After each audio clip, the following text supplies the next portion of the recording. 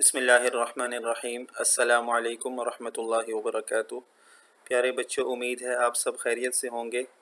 ہمارا اردو کا جو چیپٹر چل رہا ہے اس کا عنوان ہے آداب معاشرت، یعنی رہن سہن کے آداب، طور طریقے۔ ہم نے معاشرت کے بہت سارے آداب پڑھ لیے ہیں، آج ہم کچھ اور آداب بھی پڑھیں گے۔ تو آئیے شروع کرتے ہیں۔ ہم یہاں سے پڑھنے لگے ہیں آج: اگر آپ گاڑی چلا رہے ہیں تو پیدل چلنے والوں کا خیال رکھنا آپ کا فرض ہے، ٹھیک ہے، آپ کی ذمہ داری ہے۔ فرض ہے یعنی آپ کی ذمہ داری ہے۔ دیکھیں یہ لیفٹ سائڈ پہ آپ کو تصویر نظر آ رہی ہے، یہ گاڑی چلائی جا رہی ہے اور یہ جو اتنا زیادہ پانی دائیں بائیں ٹائروں سے نکل رہا ہے، ٹھیک ہے۔ تو اس طرح یعنی گاڑی نہیں چلانی چاہیے تاکہ جو پیدل چلنے والے ہیں ان کو چھینٹے نہ پڑے، ان کے کپڑے خراب نہ ہو۔ بعض اوقات بارش کے دنوں میں سڑک پر پانی کھڑا ہو جاتا ہے۔ گاڑی چلانے والے افراد گاڑی کی رفتار کم کیے بغیر یہاں سے اس طرح گزرتے ہیں کہ پیدل چلنے والوں یا سائیکل پر سوار افراد کے لباس پر پانی یا کیچڑ کی چھینٹے پڑ جاتے ہیں، ٹھیک ہے، جیسے ابھی میں نے آپ کو بتایا، ٹھیک ہے، وہی بات یہاں پر لکھی ہوئی ہے۔ لہٰذا ہم جب بھی گاڑی چلائیں یا موٹر سائیکل چلائیں، ٹھیک ہے، یا سائیکل چلائیں تو پیدل چلنے والے جو ہیں ان کا خیال رکھنا چاہیے۔ موٹر سائیکل چلانے والے اور گاڑی چلانے والے وہ سائیکل چلانے والوں کا بھی خیال رکھیں اور پیدل چلنے والوں کا بھی خیال رکھیں۔ اور جو گاڑی چلانے والے ہیں، گاڑی کے چونکہ شیشے بند ہوتے ہیں تو وہ موٹر سائیکل، سائیکل والے اور پیدل چلنے والوں تینوں کا خیال رکھیں۔ انہیں اس بات کا احساس تک نہیں ہوتا کہ ان کی اس بے احتیاطی سے دوسرے کتنی بڑی اذیت کا شکار ہوئے ہیں، ٹھیک ہے۔ یہ جو ہم نے بے احتیاطی ہو جاتی ہے کہ ہم سپیڈ آہستہ نہیں کرتے، اس سے دوسرے کو کتنی اذیت ہوتی ہے، یعنی کتنی تکلیف ہوتی ہے۔ دوسروں کے بارے میں ہمیشہ مثبت سوچ رکھیں۔ مثبت کا مطلب یہ ہوتا ہے کہ پازیٹیو سوچ رکھنا، اچھی سوچ رکھنا، ٹھیک ہے۔ تو ایک ادب یہ ہے رہن سہن کا کہ ہمیں ہمیشہ دوسروں سے اچھی سوچ دوسروں کے بارے میں اچھی سوچ رکھنی چاہیے۔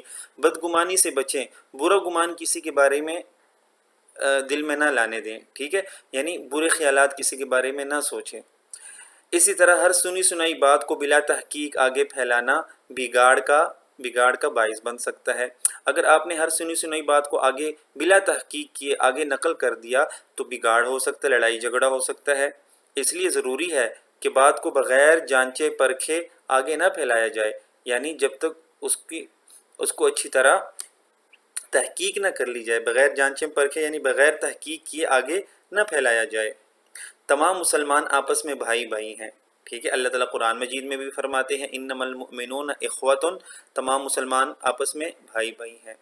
آداب معاشرت کا تقاضا ہے کہ اگر کوئی بھائی دکھ درد میں مبتلا ہو تو اس کے درد کو محسوس کیا جائے اور اس کے غم کو بانٹنے کی کوشش کی جائے، ٹھیک ہے۔ بانٹنے کی کوشش کی جائے، کیا مطلب ہے بانٹنے کا؟ بانٹنے کی صورت یہ ہے کہ اس کے دکھ اور غم کو دور کرنے کی کوشش کی جائے، اس کو تسلی دی جائے اور پریکٹیکلی عملی طور پر اس کو دور کرنے کی کوشش بھی کی جائے۔ صرف تسلی ہی نہ دی جائے بلکہ اس کو دور کرنے کی بھی کوشش کی جائے۔ ہمسایوں کے ساتھ خاص طور پر عمدہ سلوک کیے جائے، ٹھیک ہے۔ ہمسائے جو ہیں ان کا بہت زیادہ حق ہوتا ہے۔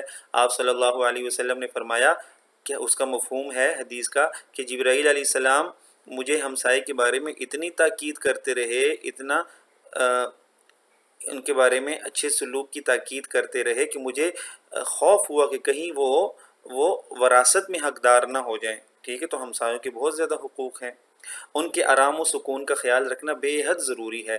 مشہور ہے ہمسایہ ماں جایا۔ بیٹا یہ ماں جایا کا مطلب ہوتا ہے کہ وہ جسے اپنی ماں نے جنم دیا ہو، یعنی ہمسایہ گویا کہ سگے بھائی کی طرح ہوتا ہے، ٹھیک ہے۔